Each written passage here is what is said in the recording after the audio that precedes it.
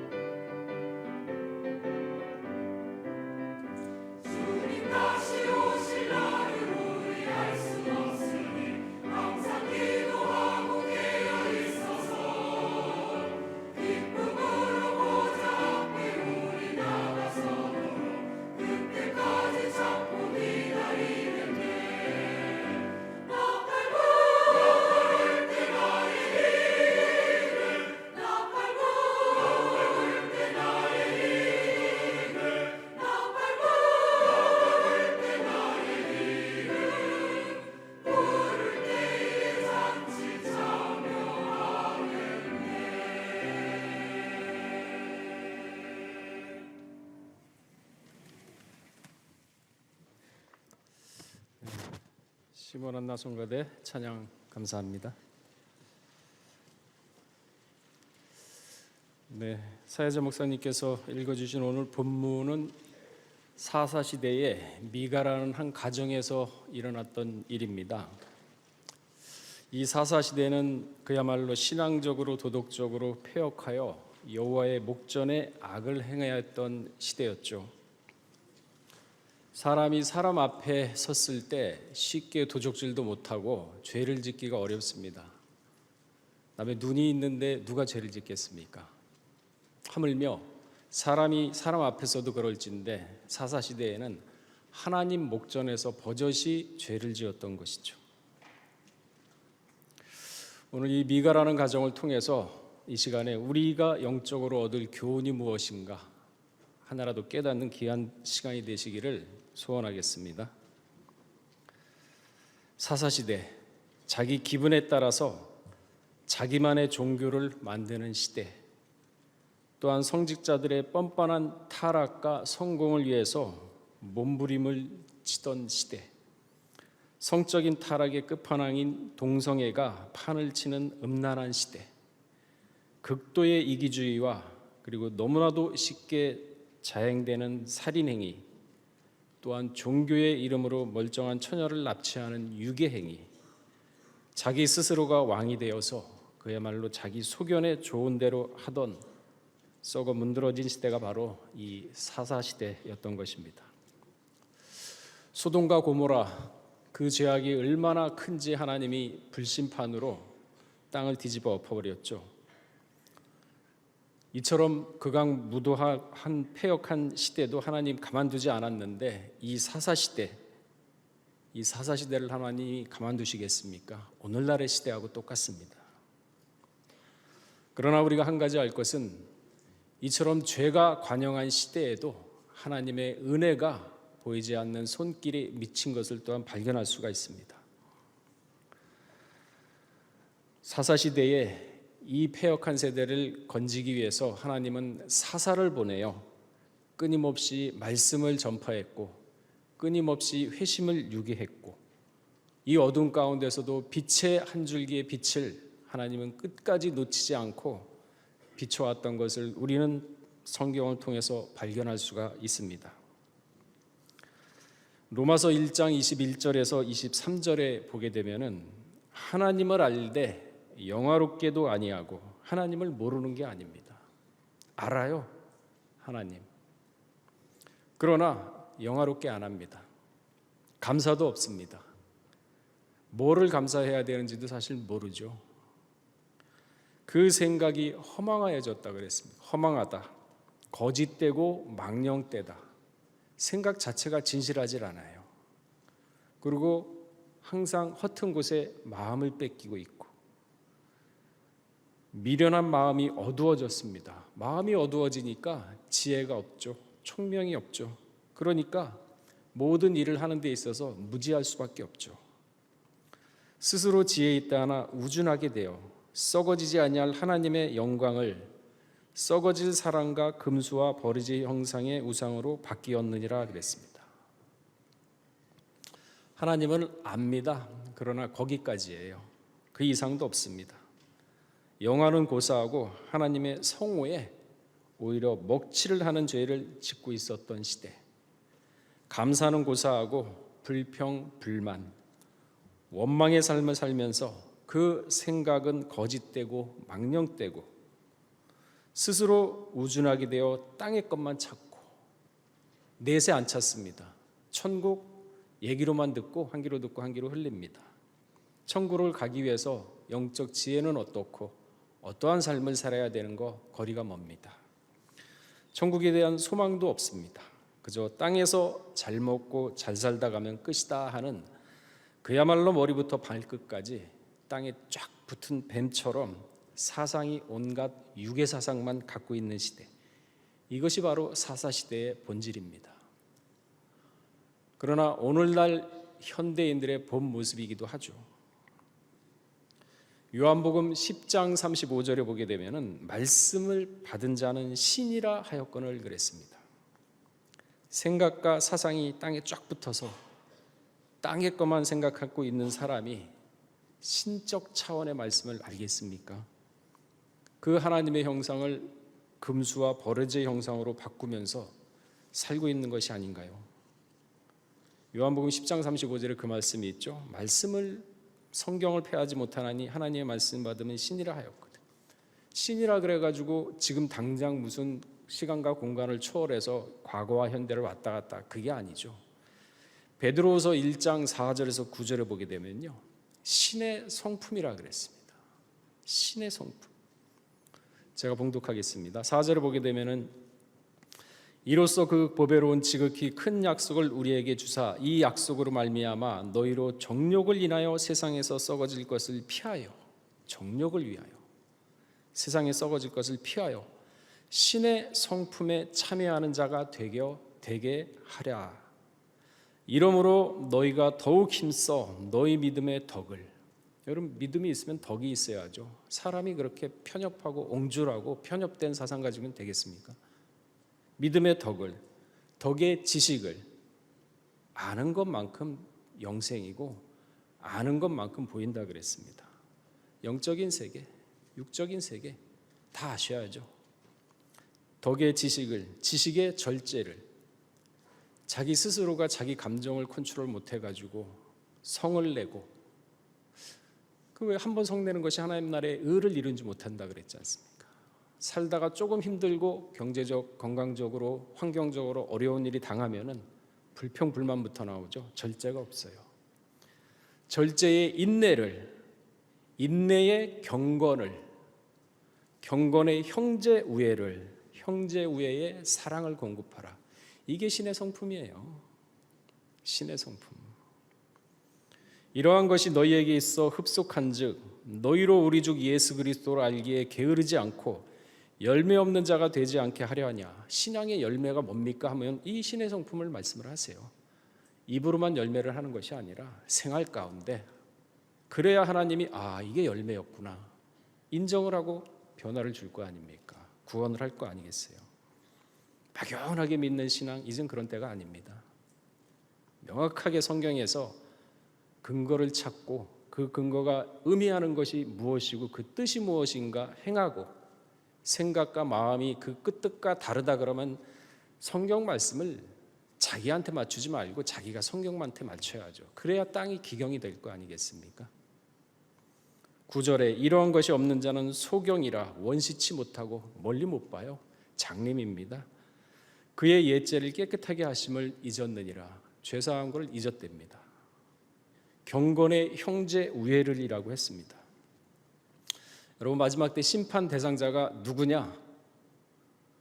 경건치 않는 말과 경건치 않는 행동을 하는 자들이라고 유다서 1장 15절에는 명확하게 기록이 되어 있습니다. 제가 봉독하겠습니다. 유다서 1장 15절 말씀해 보게 되면 이는 무사람을 심판하사 모든 경건치 않는 자의 경건치 않게 행한 모든 경건치 않는 일, 행한 거, 경건치 않게 행한 거, 경건치 않은 자, 또 경건치 않는 죄인의 죽게 거스려 한 모든 강팍한 말. 여러분들 감정 한번 격해져 봐요. 별 얘기 다 나옵니다. 그거 어떻게 주워 담겠습니까? 절제가 없고 인내가 없으니까 순간적으로 욱해가지고 뱉었던 말, 그 말 때문에 인생 망치는 사람들이 많잖아요. 회사에서도 감정 문디겨가지고 말 한 번 잘못해가지고 인생 망친 사람도 있고 잘리는 사람도 있고. 절제, 인내 없어서 그러죠. 죽게 거스려 한 모든 강팍한 말. 하나님이 어디 있어? 있으면 이렇게 되겠어? 내가 왜 이렇게 살아? 하나님이 그렇게 열심히 신앙생활하는데 왜 이래? 강팍한 말.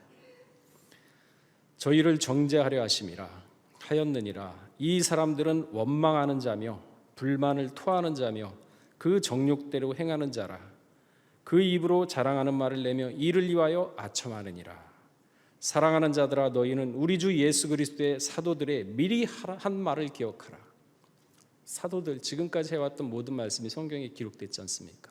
우리 거울이에요. 그 성경을 읽고 그 말들을 기억해라. 잊지 말라는 거죠.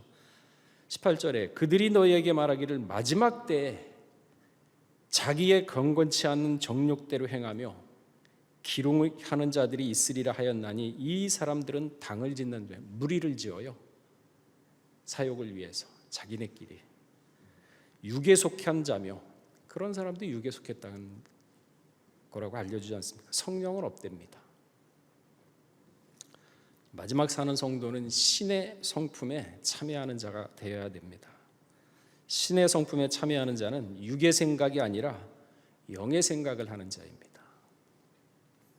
고린도전서 15장 51절에서 53절에도 보게 되면요, 보라 내가 너희에게 비밀을 말하노니 우리가 다 잠잘 것이 아니요 마지막 나팔의 순식간에 홀연히 다 변화하리라.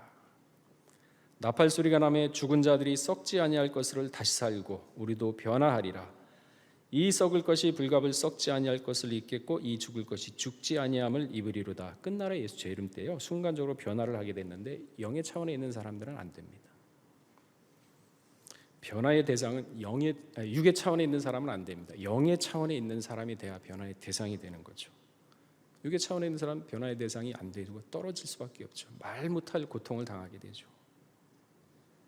아직도 사사시대의 수준에 머물러 있는 영적 차원이라고 하면 그 사람이 바로 경건치 않는 심판의 대상이고 또한 육의 차원에 머물러 있는 사람인 것이죠. 오늘 본문에 보게 되면 미가라는 사람이 나오는데요. 이 미가는 자신만의 종교를 만들고 자신만을 위한 제사장을, 그 다음에 그 제사장의 일보다 자신의 성공에 더 관심을 두는 그러한 제사장의 모습을 보여주고 있습니다. 에브라임 산지 팔레스타인 중부 산악지대를 말하는데 미가라는 뜻은 여호와 같으신 분 누군가라는 뜻입니다. 그 이름을 어머니 아버지가 지어줬을 거 아닙니까? 그 이름을 보아서 그 부모님들이 참 아들에 대해 어떻게 신앙적으로 살기를 원했는지 엿볼 수 있는 대목입니다. 또한 그 집에는 기도하는 산당을 둘 정도로 아주 부유한 집안이었습니다. 미가는 사실 아버지를 일찍 여의었고 홀 어머니와 함께 살고 있었습니다. 그러나 워낙 재산이 많았기에 남부럽지 않게 아주 풍요롭게 살고 있었습니다. 물론 모든 재산권은 미가가 아닌 어머니가 가지고 있었어요. 근데 하루는 미가의 집안에 도둑이 들어서 도적을 맞았습니다. 그 금액이 얼만큼이냐? 자그마치 은 1,100개, 어마어마한 돈이죠. 하루아침에 없어진 것입니다. 은 1,100개면은요, 그 당시 제사장의 연봉과도 같았습니다. 그러니까 오늘 본문 17장 10절에 보게 되면은 제사장에게 은 10개와 의복 한 벌을 주겠다 하고 얘기를 하고 있거든요. 그러니까 제사장이 110년 동안 한 푼도 쓰지 않고 모아야 하는 엄청난 금액을 잃어버린 거예요. 하루아침에. 신앙심이 남달랐던 미가의 어머니는 이 엄청난 거금을 잃어버리고 어떠한 모습을 보였을까요? 엄청난 금액이잖아요. 모든 것이 하나님의 뜻이다. 그래. 하고 맡겼을까요? 아니면은 그 돈이 어떤 돈인데 시름시름 앓다가 병들어서 누워 있었을까요? 아니면 자기 분에 못 이겨 욕을 하고 저주를 하였을까요? 어떤 모습을 보였을까요? 오늘 본문에 나오지 않습니까? 사사기 17장 2절에 보게 되면요, 그 어미에게 이르되 어머니께서 은 1,100을 잃으셨으므로 저주하시고 내 귀에도 말씀하셨더니 보소서 그 은이 내게 있나이다. 내가 그것을 취하였나이다. 어미가 가로되 내 아들아 여호와께 복받기를 원하노라 하니라 그랬습니다. 저주했어요. 돈 잃어버리고. 얼마나 저주를 했는지 미가가 그 얘기를 듣고 가슴이 그냥 혼란스럽고 불편하다 그랬습니다. 돈 훔쳐간 놈 벼락마저 어떻게 되라? 그 돈 가지고 자다가 지붕 무너져서 깔려져라. 맑은 하늘 아래 벼락 맞아서 죽어라. 가룟 유다처럼 창자 터져 비참하게 죽어라. 삼족이 멸해 죽어라. 온갖 저주를 퍼부었던 모양이에요. 이러한 저주를 듣는 미가가 그 마음이 너무나도 괴로웠습니다. 왜냐하면 사실 그 돈은요, 미가가 훔쳐갔거든요. 그리고 다른 곳에 감춰뒀어요. 경제권을 어머니가 가지고 있잖아요. 손을 벌리는 자신의 모습이 싫어서 그랬는지는 몰라도 그 돈을 훔쳐서 숨겼다가 다시 돌려드린 겁니다. 돌려드리려는 마음이 있는지 없는지는 모르겠지만 어쨌든 다시 돌려드렸다고 하네요, 성경에는. 그러니까 미가는 평소에 매우 신앙심이 깊고 신앙적이었던 어머니가 물질 앞에서 저렇게 무너지는 것을 처음 봤죠. 모든 걸 다 초월해서 사신 줄 알았는데 막상 돈 엄청난 금액이 잃어버리니까 온갖 저주를 다 퍼부었고 듣는 사람으로 하여금 도저히 견딜 수 없는 그러한 심령에 부담을 줄 정도였으니 어쩔 줄 몰라 하는 모습은 당연했겠죠. 사실 이렇게 큰 돈이라면은 평정심을 찾기가 쉽지 않겠죠. 그죠? 신앙심이 아주 두터운 미가의 어머니 저주 퍼붓는 모습은 좀 의외가 아닌가 생각을 합니다. 왜 그러느냐? 여러분, 기독교는요, 물질이 많이 가진 거에 대해서 검소하지 못하다고 해서 부정적이고 죄악이다 하는 시각을 가지고 있는 게 없지 않아 있습니다. 그러나 이것은 잘못된 신앙입니다. 마태복음 6장 31절에서 32절에 보게 되면요, 그러므로 염려하여 이르기를 무엇을 먹을까 무엇을 마실까 무엇을 입을까 하지 말라. 이는 다 이방인이 구하는 것이라. 너희 천부께서 이 모든 것이 너희에게 있어야 할 줄을 아시느니라. 의식주 필요하다는 거 하나님 아세요. 모르는 거 아닙니다. 물질이 주는 넉넉함, 사람의 삶의 여유를 줍니다. 물질이 넉넉해야 또 선한 일도 할 수 있어요. 신명기 8장 18절에 보게 되면요, 당신의 자녀에게 재물 얻을 능력을 하나님은 주셨다고 했어요. 보게 되면 내 하나님 여호와를 기억하라. 그가 내게 재물 얻는 능을 주셨음이라. 이같이 하시면 내 열조에게 맹세하신 언약을 오늘날 같이 이루려 하심이라. 재물 많이 벌 수 있으면 버세요. 그러나 정정당당하게 이마에 피땀 흘려서 내 노력으로 그렇게 버세요. 사기치고 도적질하고 횡령하고 불의의 방법으로 벌지 마시고, 이러한 행태는 악인들이 하는 불의의 행위입니다. 지혜를 써서, 하나님이 능력 주셨다고 했잖아요. 지혜를 써서 참 밤잠 안 자고 버세요. 수천억 벌 수 있으면 버세요. 버세요. 그 죄 아닙니다. 왜 죄가 되느냐? 그 돈을 대하는 마음 제세가 잘못돼서 죄가 되는 거예요. 돈이 죄가 무슨 죄입니까? 근데 우리 세상 보세요. 돈이라 그러면 수단과 방법을 가리지 않고 남의 눈물에 피눈물 나게 하고서 사기치고 하고 횡령하고 해서 사는 사람들 얼마나 많습니까? 자, 우리 시편 73편 12절 한번 찾아보시기 바랍니다.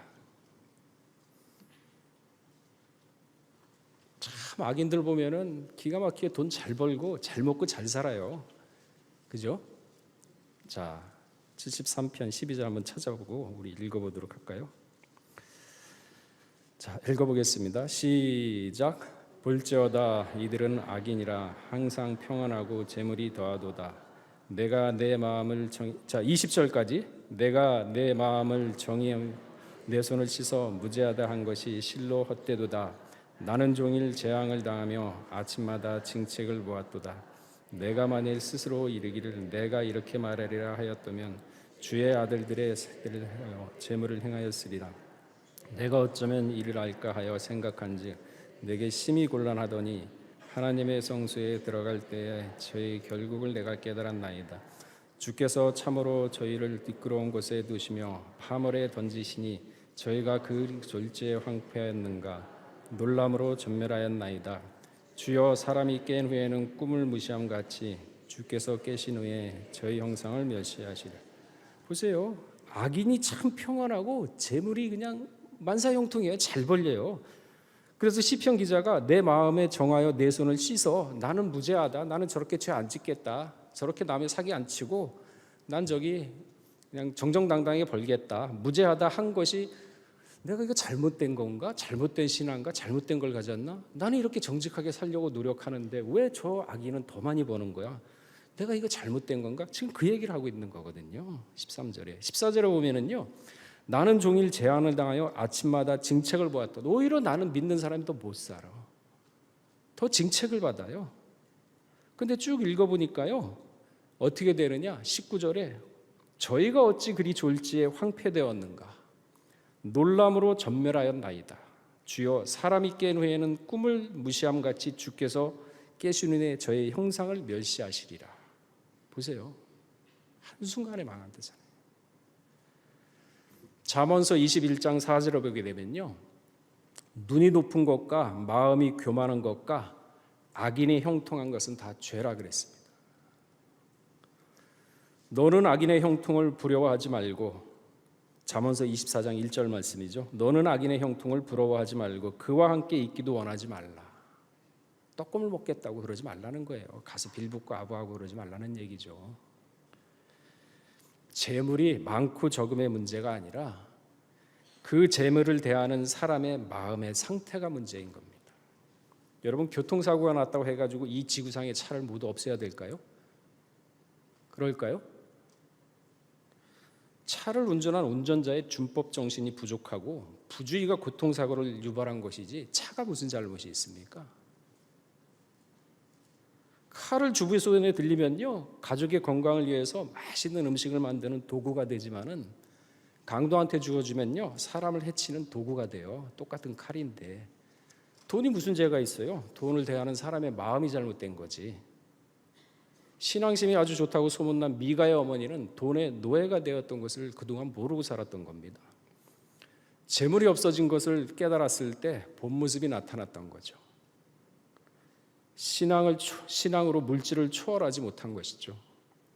미가의 어머니는 이중적인 삶을 살았던 것입니다. 그것이 돈을 매개로 해서 본 모습이 드러났을 뿐입니다. 오늘 배우자는 거죠. 미가의 어머니가 신앙심이 이렇게 좋았는데 그 돈을 갖다가 잃어버리는 걸 보고서 사람이 이렇게 되는구나. 그 마음 상태가 평상시에 어땠는가 알 수가 있는 대목이죠. 성경에서는 이러한 부분들을 갖다가 깊숙이 깨닫고 이게 아니구나 하면서 거울 삼아서 내 자신을 갖다가 바꾸는 거예요. 그게 바로 말씀대로 사는 삶입니다. 그런데 미가의 어머니의 이러한 모습은 또 계속됩니다. 미가에게 돈을 돌려받자 무척 놀랍니다. 얼굴에 갑자기 화색이 돕니다. 지금까지 저주를 퍼부었던 입술은 온데간데 없고 순식간에 다시 좋은 신앙인의 모습으로 돌아옵니다. 사사기 17장 2절에 그 말씀이 있죠. 그 어미에게 이르되 어미께서 은 1,100을 잃어버리셨으므로 저주하시고 내 귀에도 말씀하셨더니 보소서 그 은이 내게 있나이다. 내가 그것을 취하였나이다. 어미가 가로되 내 아들이 여호와께 복받기를 원하노라. 저주했던 입에서 갑자기 또 축복이 나오네요. 오늘날 세상은요, 돈에 따라 마음이 달라지는 세상이에요. 돈에 따라 언어가 달라집니다. 돈에 따라 생각이 달라집니다. 돈의 유무에 따라 고귀한 마음이 상처를 받고 인격이 변하고 태도가 변하고 나아서 신앙 형태가 변한다면은 그 사람은 이미 돈의 노예가 된 사람이죠. 그 사람은 하나님을 섬기는 사람이 아니라 돈을 섬기는 사람인 것입니다. 돈이 많고 적음의 문제가 아니라 돈을 대하는 마음의 자세가 문제였던 것이죠. 정정당당하게라면 수천억 벌 수 있으면 버세요. 왜 기회를 놓칩니까? 자본주의가 그게 좋은 거예요. 얼마든지 기회가 널려 있거든요. 정정당당하게. 그러나 돈을 사랑하지 마세요. 돈은 목적으로 생각하지 마세요. 돈은 수단입니다. 여러분, 나이 먹고 연세 드시고 돌아가실 때 한 푼 가져가지 못해요. 그건 진리입니다. 디모데전서 6장 10절에 그 말씀이 있죠. 돈을 사랑함이 일만하게 뿌리가 되나니 이것을 사모하는 자들이 미혹을 받아 믿음에서 떠나 많은 근심으로써 자기를 찔렀도다 그랬습니다. 돈을 사랑하지 말라 그랬잖아요. 사랑하면은요 일만하게 뿌리가 돼요. 돈은 수단이지 목적이 아닙니다. 그러니까 마음 상태에 그러한 규정을 정해놓고 철두철미하게 지키면서 사셔야 돼요. 마음을 다스리세요. 마지막 때는 목회자나 누구든지 돈 때문에 신앙에서 멀어지고 또 돈 때문에 믿음에서 떠나 망하게 된다고 분명히 얘기하고 있지 않습니까? 마태복음 6장 19절에서 21절에 보게 되면요, 특히 제가 20절을 읽어보게 되면 너희를 위하여 보물을 하늘에 쌓아두라 그랬어요. 하늘. 거기는 좀이나 등록이 해하지 못하여 도적이 구멍을 뚫지도 못하고 도적질도 못한다 그랬거든요. 내 보물이 있는 곳에 내 마음도 있느니라. 그 보물을 하늘에 쌓아둔 마음이 거기 있지 않습니까? 내세, 천국에 대한 소망. 돈이 수천억 있어도 마음 뺏기지 마세요. 돈에 최우선순위를 내 내세구나. 나 자신이 죽을 것을 염두에 두고 그렇지 끝나면 아무것도 못 가져가지. 그러면 거기에서 하나님이 인정하는 게 무엇인가 고민하면서, 신령한 고민이죠. 그 고민은 괴로움이 없습니다. 그런 고민은, 영적 고민을 하면 할수록 평안해요. 마음의 희열을 느낍니다. 하늘의 평강을 허락해 주십니다. 은 1,100개를 다시 찾은 미가의 어머니 역시 신앙심이 좋으셔서 이제는 돈을 찾았으니까 하나님께 헌물을 한다 그럽니다. 야, 이제 돈 찾았으니까 하나님께 헌물을 해야지. 헌금해. 참 신앙심 좋잖아요. 근데 그 내용도 살펴보게 되면요, 그렇지는 않습니다. 사사기 17장 3절에서 4절에 보면 그 말씀이 있죠. 미가가 은 1,100을 그 어미에게 도로 주며 어미가 가로되 내 아들을 위하여 한 신상을 새겨. 미가가 이제 돈을 다시 어머니께 돌려드렸어요. 그랬더니까 내 아들을 위하여 한 신상을 새기며 한 신상을 부어 만든 차로 내 손에서 이 은을 여호와께 거룩히 드리노라. 그러니까 하나님께 드리긴 드립니다. 그러므로 내가 이제 이 은을 내게 도로 돌리리라. 미가가 그 은을 어미에게 도로 주었으므로 어미가 그 은 200을 취하여 1,100개 중에 200개를 뺐습니다. 은장색에게 줍니다. 성전에 안 바치고 은장색에게 주어 한 신상을 새기며 한 신상을 부어 만들었더니 그 신상이 미가의 집에 있더라 그랬습니다. 돈을 찾아서 하나님께 감사하는 볼 수가 있죠. 그러나 자세히 읽어보게 되면요, 잘못된 신앙관임을 알 수가 있죠. 아들 미가를 위해서 하나님께 거룩히 제사드리고 새긴 우상을 만든다 그랬습니다. 십계명 제2계명 어긴 거죠. 나를 위해서 우상을 만들지 말라 그랬는데 우상 만들었지 않습니까? 그리고 은 200개를 여호와의 성전에 바친 게 아니라 은장색에게 줬어요. 그리고 신상을 만들었습니다. 자, 이제 신상도 만들었어요. 마음으로는 하나님께 나는 이제 감사의 은 200을 바쳤어. 자기 만족이죠. 이게 사람이 쓰면은 앉고 싶고 앉으면 눕고 싶고 누우면 자고 싶다. 이게 사람의 마음이거든요. 이제 신상도 세워놨겠다. 신당에다가 뭐가 필요하겠습니까? 제사장. 이제 제사장이 필요한 거예요. 제사장에 대해서 욕심을 냅니다. 그래서 제사장이 입을 예복도 만듭니다. 에봇이라 그러죠. 에봇. 그리고 또 신상 중에 드라빔을 또 만들어요. 이거는 전혀 상관없죠. 드라빔. 그것도 신당에 만들어 둬요. 그리고 제사장은 구할 수가 없지 않습니까? 그러니까 자신의 여러 아들 가운데 한 명을 제사장을 세웁니다. 제사장은 누굴 세워야 돼요? 레위. 그러니까 자기의 종교를 만들고 자기의 신앙을 만들고 살았던 시대가 사사시대예요. 사사기 17장 5절에서 6절을 보게 되면 이 사람 미가에게 신당이 있으므로 또 에봇과 드라빔을 만들고 한 아들을 세워 제사장을 삼았더라. 그때에는 이스라엘 왕이 없으므로 사람이 자기 소견에 옳은 대로 행하였더라. 자기 소견 좋은 대로 하는 거예요. 내 신앙이에요. 정말 자기 마음대로 신앙생활을 하는 참 유지견 세상입니다. 신앙심이 깊은 집안에서 도둑놈이 나오고 돈을 잃어버렸다고 입에 담지 못할 저주를 퍼붓고 돈을 도로 찾았다고 그 입에서 또 하나님을 찬송하고 감사원금 바치고 그 감사원금은 지정한 성수가 아니라 자기 아들의 신당에 바치고 바친 돈을 자기 마음대로 신당을 만드는 데 쓰고 그리고 자기 손자를 제사장으로 만들고 정직도 원칙도 양심도 아무것도 보이지 않는 그야말로 자기 소견에 좋은 대로 행하는 가정, 그러한 시대가 바로 사사시대입니다. 왕이 있어야 바로잡을 수 있겠죠. 무슨 왕인가요? 예수 그리스도 참된 왕이죠. 마음 가운데 예수님을 왕으로 모셔야만 질서가 잡히지 않겠습니까? 그러나 에브라임 산지에서만 이러한 셀프 신앙생활이 이루어진 것은 아닙니다. 가나안에 들어온 이스라엘 대부분이 미가 같은 그러한 모습들을 보이고 있는 것이에요. 나라가 이 모양 이꾸르니 레위 제사장들이 고통을 받게 되죠. 레위 제사장들은 백성의 영혼을 책임지는 영적 지도자이기 때문에 성전의 분깃으로 생활을 하게끔 하나님께서 질서를 정해 놓으셨습니다.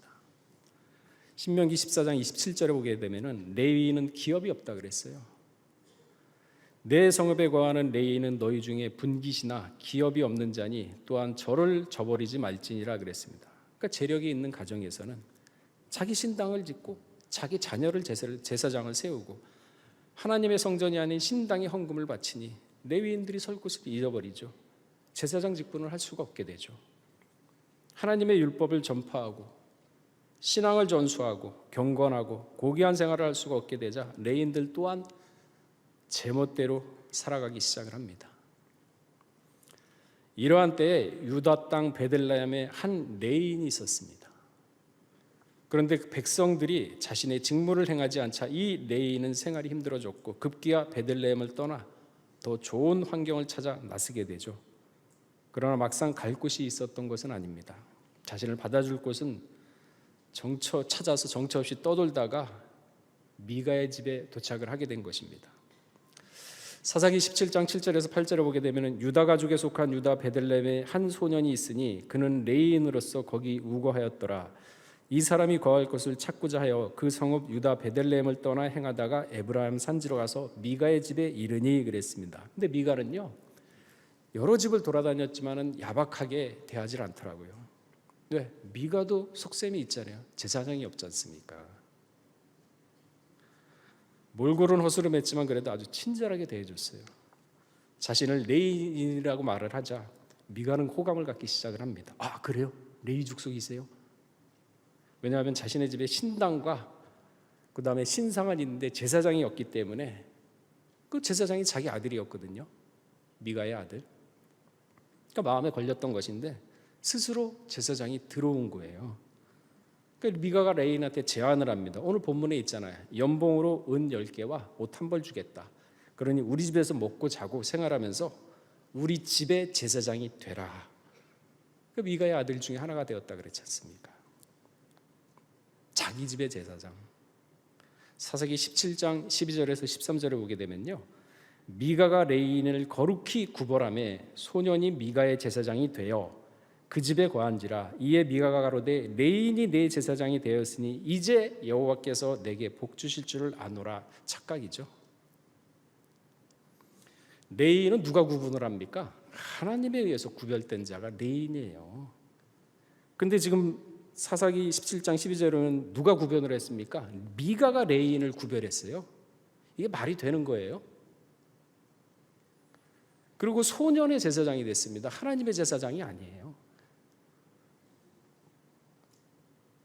그러니까 레위인은 하나님에 의해서 구별된 자들인데 그 입에서는 하나님의 말씀과 지식이 나와서 백성들의 영혼을 올바로 인도하는 책임이 있는 자들인데 영적 지도자인데 사람의 지도자가 됐어요. 사람한테 구별을 받고. 목회자는 하나님의 종입니다. 때에 맞는 말씀을 선포하지 않고 사람에게 달콤한 말을 한다면 그건 하나님의 제사장이 아니에요.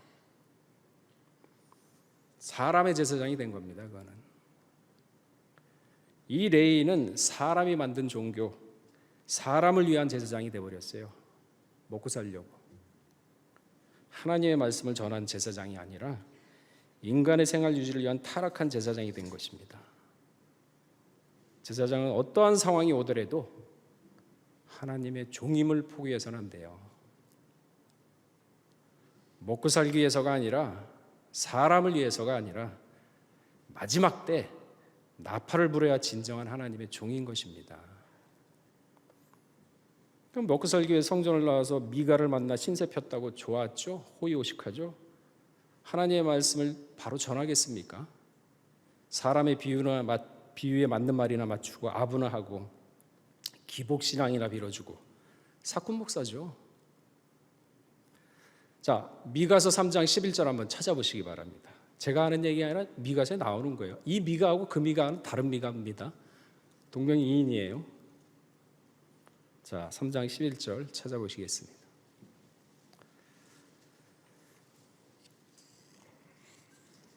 자, 시작. 그 두령은 뇌물을 위하여 재판하며 그 제사장은 싹스를 위하여 교훈하며 그 선지자는 돈을 위하여 점치며 오히려 여호와를 의뢰하며 이르기를 여호와께서 우리 중에 계시지 아니하냐 재앙이 우리에게 임하지 아니하리라 하는도라. 그 세상이 왜 이렇게 광포하고 사랑이 식고 불법이 성한 줄 아세요? 교회가 세상에 대해서 빛과 소금의 역할을 갖다가 못하기 때문이에요.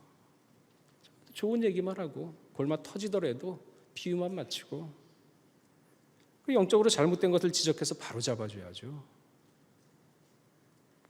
영적으로 깨어있게 하고 말세를 준비시켜야 될 거 아닙니까? 안 합니다. 좋은 게 좋은 거다 하고 미가서 3장 11절 말씀처럼 뇌물을 위하여 재판해요. 보잖아요. 50억 받고서 지금 대법원에서 짓거리 하는 거. 이런 세상을 요즘 살고 있잖아요. 삭슬 위해서 교훈하며 좋은 얘기 해주니까 기복 잘 될 겁니다. 잘 될 겁니다. 잘못된 부분이 있으면 바로 잡으라고 고쳐주고 해서 올바른 길로 해야지 잘 되는 거지. 또 하나님이 우리랑 관계 여기 있잖아요. 여호와를 의뢰하여 이르기를 하나님께서 우리 중에 계시지 않냐? 재앙이 우리에게 임하지 않아. 하나님 같이 하니까 걱정 막지 마. 잘 될 거야, 잘 될 거야. 뭐 하는 거예요, 이거? 기복신앙이잖아요, 기복신앙. 그러니까 사사기 17장 12절에 미가가 뭐라 그랬습니까? 아까 읽으셨잖아요.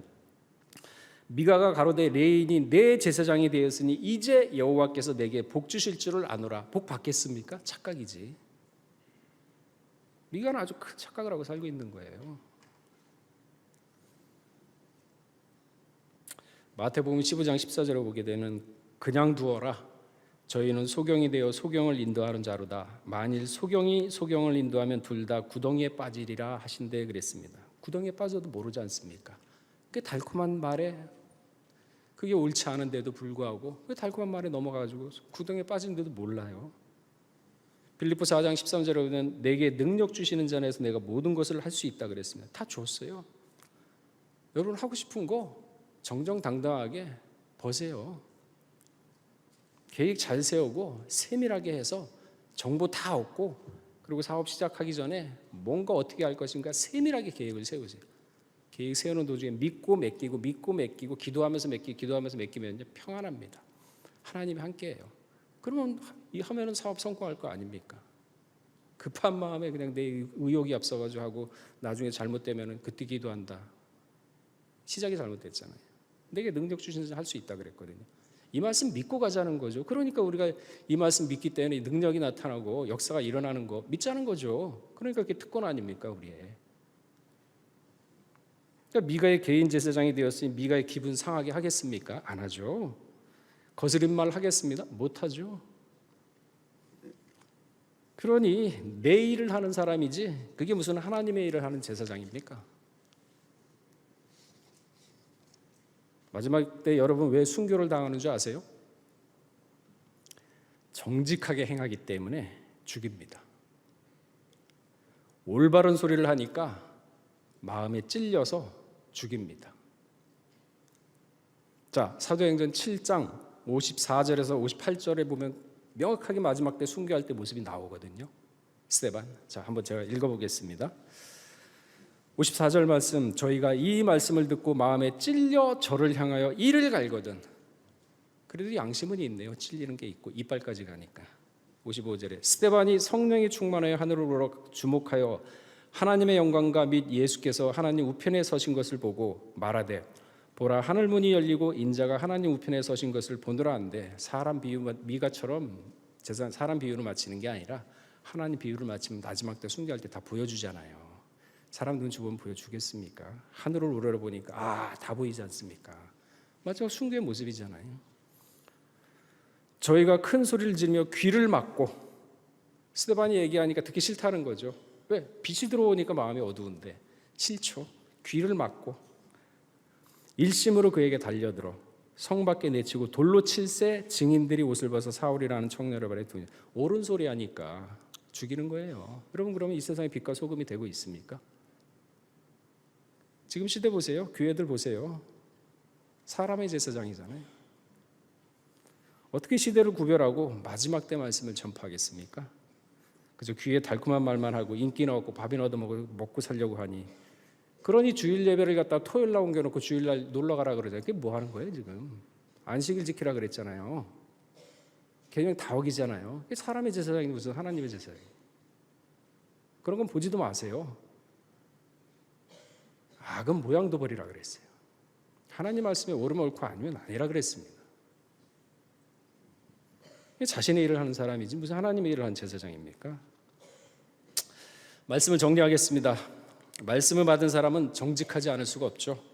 시편 19편 8절에 보게 되면은 여호와의 교훈은 정직하여 마음을 기쁘게 하고, 말씀이 정직해요. 그 말씀 받으면요 사람이 거짓 못해요.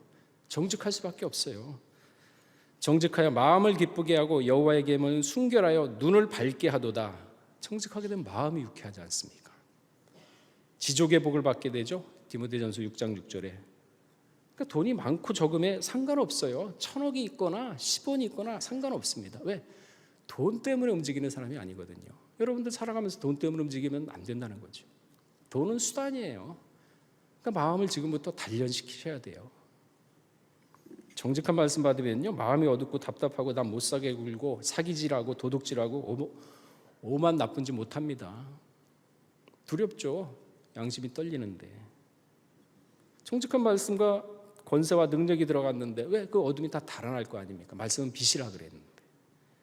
능히 하나님의 사람으로 온전하게 살 수 있다고 디모데후서 3장 12절에서 17절에는 말씀하고 있거든요.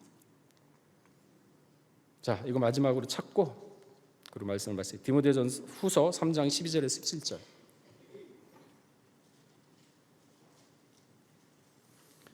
예수 믿는 사람은요 이 세상에 살아갈 때 핍박 받는구나 각오하고 사세요. 예? 조금 누가 뭐라 한다 그래 마음 상해가지고 픽픽 돌아서지 마시고 좀 의연하게, 그래 그럴 수 있지 뭐, 의연하게. 자, 디모데후서 3장 12절 읽어보겠습니다. 17절까지 시작. 무릇 그리스도 예수 안에서 경건하게 살고자 하는 자는 핍박을 받으리라. 악한 사람들과 속이는 자들은 더욱 악해져서 속이기도 하고 속기도 하나니, 그러나 너는 배우고 확신한 일에 거하라. 내게 네게서 배운 것을 알며 또 내가 어려서부터 성경을 알았나니 성경은 능히 너로 하여금 그리스도 예수 안에 있는 믿음으로 말미암아 구원에 이르는 지혜가 있게 하느니라. 모든 성경은 하나님의 감동으로 된 것으로 교훈과 책망과 바르게 함과 의로 교육하게 유익하니 이는 하나님의 사람으로 온전케 하며 모든 선언을 행하기에 온전케. 보세요. 경건하게 살고자 하면요 해코지래요. 야, 네가 언제부터 경건하게 살았다. 막 가만히 안 두죠. 마귀가 영물인데 가만 두겠습니까? 그래서 악한 사람은요 13절에 보게 되면은 속이는 자는 더욱 악하고 속이기도 하고 그런 세상이에요. 그러니까 성경을 보고서 저거 당연한 거구나 이해를 하세요. 악한 사람이 그렇게 하는 건 당연한 거예요. 왜? 그런 시대라 그랬지 않습니까? 14절에 그러나 너는 배우고 확실한 일에 거하라. 뭘 배웠습니까? 말씀 배웠죠? 그 말씀 뺏기지 마세요. 흔들리지 마세요. 상황에 따라 바뀌지 마세요. 미가 어머니처럼 물질에 따라 마음 바뀌고 신앙 바뀌지 말란 얘기예요. 옳으면 옳고 아니면 아니라 말씀을 딱 모시고 살아야죠. 15절에 내가 어려서부터 성경을 알았나니 성경은 능히 너로 하여금 그리스도 예수 안에 있는 믿음으로 말미암아 구원에 이르는 지혜가 있게 하느니라. 성경 통해서 지혜를 얻지 않습니까? 무슨 지혜? 영적 지혜. 그 영적 지혜를 딱 보게 되면 세상이 쫙 보이지 않습니까? 뭐가 선이고 뭐가 악이라는 걸 다 보이잖아요. 그럼 선악을 분별해서 선을 취하고 악을 버리면 되는 거예요. 그런 삶을 사셔야죠. 17절에 이는 하나님의 사람으로 온전케 하며, 왜? 온전케 만들기 위한 하나님의 과정이에요. 작업이고 모든 선한 일을 행하기에 온전케 하려 함이라 그랬지 않습니까? 굳건한 믿음, 신앙 지키셔야죠. 사람의 말에 의해서 좌지우지되고 그거 되겠습니까? 여러분 천동설 부인했다가 지동설 주장했던 코프레니쿠스 있지 않습니까? 1543년도에 천구의 회전에 관하여서 지동설을 처음 주장했죠. 그러나 당시 교황의 권위에 도전한다고 해서 이단으로 몰렸습니다. 그러나 자신의 주장을 굽히지 않았죠. 갈릴레오도 역시 마찬가지입니다. 지동설을 주장하다가 결국은 종교 재판에서 이단이라고 고발당했죠. 그 재판장에 나가면서 그래도 지구는 돈다라는 아주 유명한 말을 남겼지 않습니까? 자기 신념을 지키기 위해서도 굽히지 않는 게 역사적으로도 많이 있는데 하물며 신념보다 수백 배 고귀한 신앙을 지키는 일입니다. 신념이 아닌 신앙을 지키기 위해서 목숨을 바치는, 신념을 지키기 위해서 목숨을 바치는 사람도 있는데 우리는 신앙가예요. 신앙자들. 신념보다 더 숭고하죠. 순교자의 신앙이라는 것은 첫째 하나님의 말씀을 믿고 지키는 것입니다. 하나님의 눈치를 보는 것이지 사람의 눈치를 보면 안 됩니다. 사람의 눈치를 봤으면요 노아 방주 못 지었어요. 말씀을 위해서라면 자기 생명도 조금도 귀한 것으로 여기지 않는 자가 순교자의 모습이죠. 오늘 우리 믿음의 성도들은 거룩한 제사장입니다. 각자가 제사장이죠. 그러면 사람의 눈치를 보는 제사장인가? 아니면 노아처럼 하나님 눈앞에서 은혜만을 찾고자 하는 갈증 나는 제사장인가? 말세지 말에는 정직이 사라지고 거짓이 판치고 물질의 노예가 되어서 진리의 말씀에서 떠나는 시대가 된다 그랬습니다. 지금의 시대죠. 순간순간 생활 가운데서 산 순교를 하시면서 신앙을 지켜야 하는 시대를 우리는 살아가고 있는 것입니다. 자신만의 신앙, 자신만의 제사장, 물질의 노예, 하나님을 알되 영화롭게 아니한다면 그것은 바로 자신을 위한 신앙생활을 하는 것이죠. 고린도전서 10장 31절에 보시게 되면요, 뭐라고 기록하고 있습니까? 그런즉 너희가 먹든지 마시든지 무엇을 하든지 다 하나님의 영광을 위하여 하라 그랬습니다. 이것이 바로 이 고린도전서 10장 31절이 우리의 신앙 고백이 되시기를 주의 이름으로 축원하겠습니다. 다시 기도하시겠습니다. 살아임하신 하나님 아버지, 사사시대는 자기만의 종교를 갖고 자기만의 제사장을 세우고 사람의 육신의 생각이 앞섰던 시대였습니다. 아버지 하나님, 사사시대와 지금 시대를 비교해 보면 지금 시대가 더욱더 몇 배는 악하고 몇 배는 더 타락한 시대를 살고 있다는 것을 저희는 이미 알고 있습니다.